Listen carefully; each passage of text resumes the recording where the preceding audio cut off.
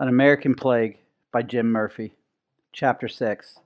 The Prince of Bleeders. In this awful situation, the stoutest hearts began to fail.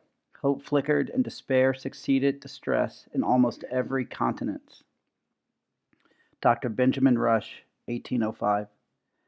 Thursday, September 12th. Benjamin Rush found himself exhausted and near collapse as the day drew to a close. It was simply that since the College of Physicians had met, he had spent every waking minute seeing patients, usually over 100 a day. Rush had yellow fever. My body became highly impregnated with the contagion. My eyes were yellow, and sometimes a yellowness was perceptible in my face, he noted. His sleep was irregular, and he frequently woke to find his bed linen soaked through with his own sweat. These sweats were so offensive, he wrote, as to oblige me to draw the bedclothes close to my neck to defend myself from their smell. Despite the aches, despite dizziness and nausea, despite it all, Rush still saw and advised patients. He had to. He believed that he was one of the few physicians still seeing nearly 6,000 persons then ill with the fever. So he struggled on, day after exhausting day. When it was evening, I wished for morning, and when it was morning, the prospect of the labors of the day caused me to wish for the return of evening. Word of Rush's illness spread and increased the citizens' fear. A number of well-known doctors had abandoned their patients and scampered to safer air. 10 others had died, while still more were ill and could not receive patients. But from the moment the fever first began to claim victims, Dr. Rush had been a tower of energy and care, an ever-present Good Samaritan. Now that he was ill, what would happen to the people who relied on him? More alarming still, Rush had recently announced that he had an absolute cure for the disease, something no other doctor had claimed. If Rush died, if his cure failed to save him, then all hope would vanish and the fever would march on unobstructed. Rush did not happen upon his cure easily or immediately. During the earliest days of the fever, Rush had treated patients with great caution. Doctors of that era believed in what was called vis medici naturale, the healing power of nature. In other words, the body took its own measures to rid the humors of poisons and set them in balance once again. The doctor's job was to coax the body along in this process. For the most part, medical treatment was very gentle. Herb teas were prescribed to break a slight fever. A glass of brandy would help a restless patient get to sleep. Of course, some symptoms required slightly more drastic measures to effect a cure. If a doctor suspected a patient's intestines were blocked, he might use a few drops of a poisonous substance to induce vomiting and diarrhea. Bloodletting or phlebotomy was also practiced. In this procedure, a vein was opened and a small amount of blood was drawn off into a bowl. With a tad less blood, the theory went, the remaining blood would flow more freely and normally through the body. Bloodletting was an ancient and trusted medical practice that had been in use for more than 2,500 years. Patients were bled to relieve headaches, depression, disease, and anxiety. Even a broken bone would bring out the lance and bowl. The various symptoms of yellow fever also called for bloodletting. At the beginning of the epidemic, Rush used mild purges and moderate bleedings and urged patients to sit in cool air, take cold baths, and eat light meals. This clearly wasn't enough because his patients continued to die. After he visited Mrs. Lemire and determined that she was battling yellow fever, Rush began to change his tactics.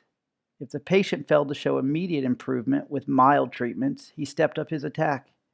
He administered bark, the shaved root of a tree such as dogwood, along with wine, brandy, and aromatics such as ginger or cinnamon. He tried to sweat the fever out of a patient by coating various parts of his or her body with a thick salve composed of herbs and chemicals.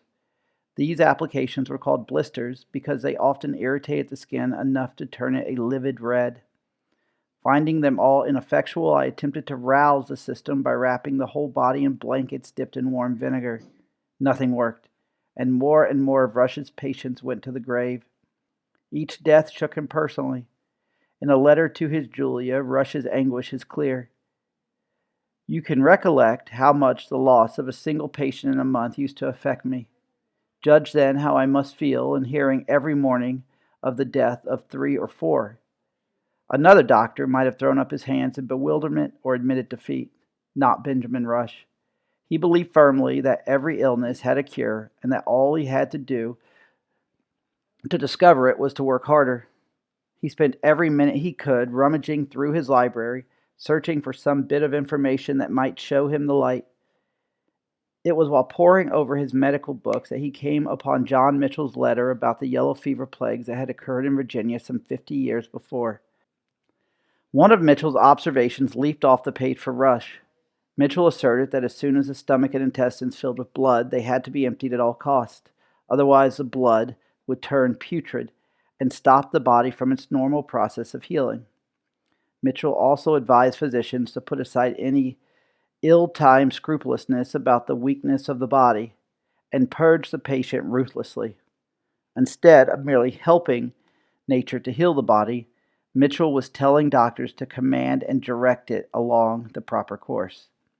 Rush then decided to try the strongest purge he knew of, known as the 10 and 10. Last used during the Revolutionary War, the recipe called for the patient to swallow 10 grains, not quite 1/3 of an ounce, of calomel, mercury, and 10 grains of jalap, the poisonous root of a Mexican plant related to the morning glory that was dried and powdered before ingesting.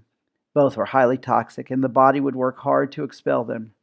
Rush would, in effect, poison a patient in order to produce extreme vomiting and diarrhea. His first use of this treatment seemed to work, even though he had to force the concoction down his patient's throat. He then decided to speed up the process by increasing the dosage to 10 and 15 and administering it 3 times in a single day until it resulted in 5 large evacuations. Rush next began experimenting with the amount of blood he would remove from the body in an effort to reduce inflammation. He, like most doctors then, believed that the human body held approximately 25 pounds of blood. Since the body actually holds less than half of this amount, most people were bled so drastically they passed out at some point in the procedure.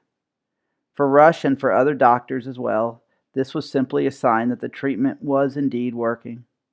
Few doctors kept accurate records on recovery rates during the yellow fever plague, but since Rush saw improvement in those he treated, he sensed that his cure was working and working well. On September 3rd, he claimed that 8 of 12 patients had gotten better with just one treatment.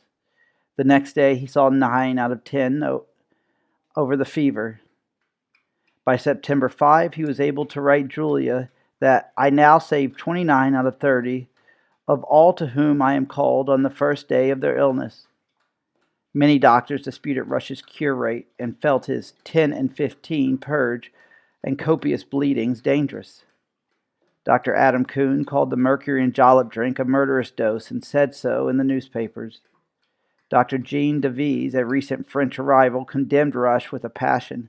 He, I say, is a scourge more fatal to the humankind than the plague itself would be. Other doctors agreed with Kuhn and Devise and put forward their own treatments, though no one claimed to have found an absolute cure as Rush did. Almost every one of them called for much milder methods than Rush's. Dr. William Curie completely rejected Rush's bloodletting and the use of mercury, saying such methods cannot fail of being certain death. Instead, he suggested modest purging, that patients be gently induced to sweat, that their hands and feet be bathed in vinegar and water, and that they get as much cool, fresh air as possible. Rush took any challenge, whether from a disease or from a colleague, as a personal attack to be confronted and conquered. When his ideas were questioned, he sensed a malicious conspiracy and counterattacked. Besides combating with the yellow fever, I have been obliged to contend with the prejudices, fears, and falsehoods of several of my brethren, all of which retard the process of truth and daily cost our city many lives. Those he challenged fired back with equal ferocity. Ebenezer Hazard refused Rush's treatment as extreme, saying he would order blood enough drawn to fill a helmet with as little ceremony as a mosquito would fill himself upon your leg. This wasn't a behind closed doors disagreement either. It was carried on in the city's newspapers so that all citizens knew of the dispute. Some even joined in with their own opinions. From his upstate New York retreat, where he and his wife were recuperating, Secretary of the Treasury Alexander Hamilton wrote to praise the cure used by his doctor, who had openly rejected Rush's cure. The Secretary of War, Henry Knox, also followed the public feuding and wrote, "The different opinions of the treatment excite great inquietude, but Rush bears down all before him." Then Rush fell ill, and everyone waited to see what would happen. To his credit, Rush did not hesitate to use his own cure. He turned himself over to two of his young assistants, who bled him and administered the purge. It would be months before Rush truly regained his strength, but within 5 days he was back on his feet and valiantly seeing patients in his home. On September 19, he hired a horse-drawn carriage and began visiting patients again. His fever lingered on, his cough worsened, and climbing stairs was difficult. But in Rush's mind, his treatment had produced yet another cure. "Thus, you see," he wrote Julia, "that I have proved upon my own body that the yellow fever, when treated in the new way, is no more than a common cold." People now flocked to his home for the cure. 150 a day sought him out. His 5 assistants each saw 30 patients a day. They bled so many and so aggressively that they ran out of vessels to hold the blood. In the end, they were forced to perform this procedure out of doors, bleeding patients directly onto the paving stones of the road. Neither Rush nor his assistants could handle the press of sick people demanding his cure. Rush then showed members of the Free African Society how to drain blood from a patient, and they marched out to perform over 800 bleedings. Even Rush's 11-year-old servant boy, Peter, was trained to open a vein and sent out to see the sick. In reality, Rush's cure probably did more harm than good, yet he never lost faith in it, never doubted it. Not even when 3 of his assistants and his beloved sister Rebecca died did he doubt. Why should he? Every day he received letters thanking him for his cure. Every day hundreds of desperate people lined up outside his door or sent him frantic notes asking for his help. While a handful of his colleagues embraced his cure, most of Philadelphia's doctors condemned his methods and dubbed Rush the Prince of Bleeders. Yet they may have judged him too harshly. Medicine was in a curious state of transition at the end of the 18th century, groping toward some scientific and precise explanations of diseases, while still clinging to beliefs hundreds and even thousands of years old that were rooted in mythology and folk tales. Rush's treatments were based on accepted, if extreme, medical principles of the time and tested under the pressure of a raging plague. Maybe even more important, it gave the average citizen trapped in Philadelphia and at the mercy of the mysterious killer cause for hope. Dr. Benjamin Rush was, after all, living proof that the disease could be beaten. Rush became a hero, and his fame soon spread beyond Philadelphia. Circuit Judge William Bradford, after hearing a number of stories of Rush's bravery and cures, wrote, "He is becoming the darling of the common people, and his humane fortitude and exertions will render him deservedly dear." So formidable was his reputation that Benjamin Rush could stride into a sick room and calmly tell a suffering individual, "You have nothing but the yellow fever."